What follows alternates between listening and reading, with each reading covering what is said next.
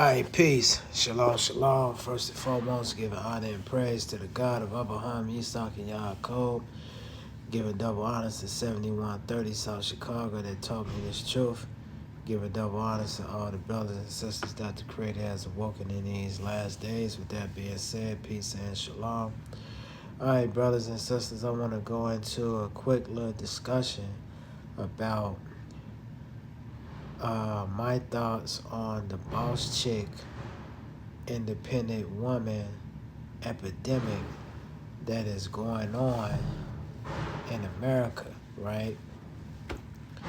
And how black men are basically, they're basically in competition with this chick, with these chicks that call themselves boss chicks, that they're independent, they basically don't need no man, all this rhetoric that they're talking about. And one of the reasons why this is happening is because the black man has to take accountability for himself. And the reason why you have and not just the black man, the man in general. See, when the Creator blessed us with a lot of power and things of this nature, we didn't do what we were supposed to be doing. See, a lot of these guys, we're not being honest. See, this is like the pimp and the hoe game, right? Like when you have a hoe that's out here prostituting by herself, she don't have a pimp. Then you have individuals, they use a tactic called guerrilla pimping, where they run up on females that necessarily don't have no guidance from a man that's working by themselves, so they'll try to pressure them into coming back and being a part of their stable, right? But one of the reasons why the woman is out there like that is because when she was a part of the stable, she wasn't being treated a certain type of way. And see, like when we go back to the feminist movement, you got to look at that as the pimp in the whole game too. It's because what is the concept of a pimp? A pimp is the one that brings the woman outside, and he trades her for money, right? But when he gets the money, he's the one that's wearing all the luxurious clothes. He got all the diamonds. He got money in the bank. He got cars. He got the prestige or the post of the streets that follow that type of mentality. See, he got the pulse of the streets. And the woman that's basically doing all the work, see, she takes on the Johns and things of this nature. She got to do what? She got to stand second fiddle. And see, when you go back to the feminist movement was started by Caucasian women. It's because the Caucasian woman had an issue with her husband that was at the crib. Well, her husband wasn't at the crib, but her husband that was going to work every day. See, he was going to work every day. He was paying the bills and things of this nature, but he didn't respect his woman. He didn't respect her place, her role in the marriage. It's because, let's make this thing clear. A woman is nothing without a man, and a man is nothing without a woman. But what has happened is I'm just talking about here over here in this society and abroad. See, you see this. The woman has been placed in the role of servitude, and the woman don't want to. She don't want to serve. See, and another reason why the woman is in this condition is because the sins of our foreparents. See, but I ain't gonna even go into that. See, I was watching this show. I got to go back and watch this series called Mad Men, right? And it was talking about the boom of the industrial, you know, the industrial world where men, they was working in corporate and things of this nature. And you saw how they treated the women that was on their job. The woman go get the coffee, they smack her on her butt. They screwing women at the job and all this type of stuff. They got wives at the crib. They totally disrespected the woman.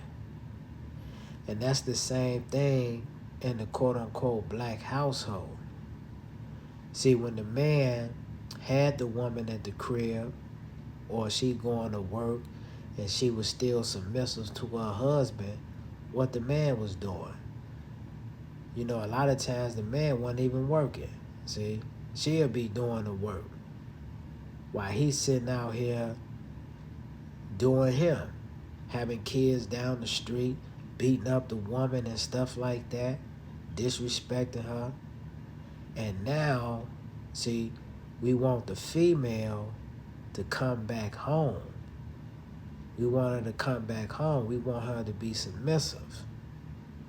But see, the reason why they call themselves boss independent chicks is because why? They feel like they don't need a man no more. See, you had your chance. See, I was submissive towards you, but see, you didn't respect that. And brothers and sisters, to the woman's credit, why would she be submissive to a person that's still a slave? The black man is in no position of power. See, our power is conversary.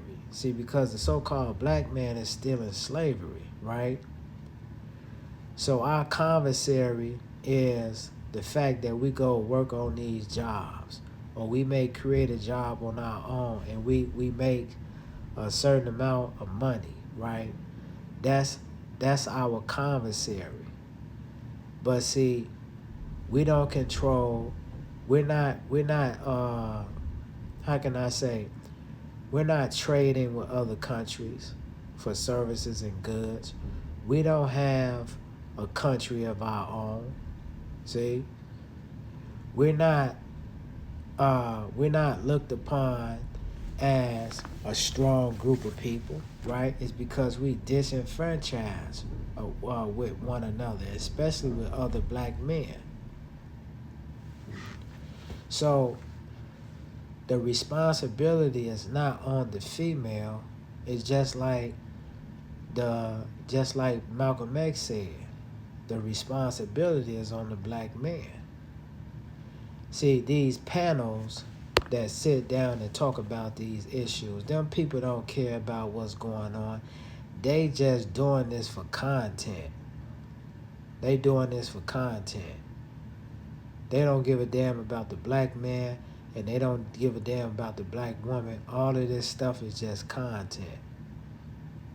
But the black man need to stop worrying about the black woman, because once he put himself back in the driver's seat where he once was, then the black woman is going to follow regardless. And even today, the black man, even in captivity, the so-called Negro that's in captivity, he needs to stop worrying about the black woman. He needs to worry about building relationships with the black man. so that we can start to control the educational system. We can start controlling the leaderships in our communities. We can start controlling the economics and the health in our community. Why would the black woman be submissive to a person that don't even have no power? We don't even have power in our own communities. These young kids are running rampant in the neighborhoods. They shooting down your babies. And you want the black woman and your kids to be submissive towards you. And here it is, you can't even control your own neighborhoods. When we go outside and we go to the gas stations in our communities, who is running our communities? Our communities is being ran by other nations. So why would a black woman respect the black man when he don't even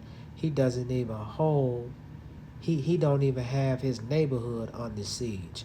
And the only way that he's gonna have it under siege is by doing something negative, selling drugs, gang banging, and all this type of stuff. Why would she want to submit to that? So, brothers and sisters, I watched the video and stuff like that, and I got a lot of respect for brothers like Kevin Samuels and things of this nature, but I really believe that a lot of these times that these guys are making this content is because, see, they hate the black woman to a certain degree because she doesn't want to listen to them. And see, one of the reasons why Kevin Samuels was so hard on the black woman, even though a lot of things that he said was true. A lot of things that he said about the black woman is true.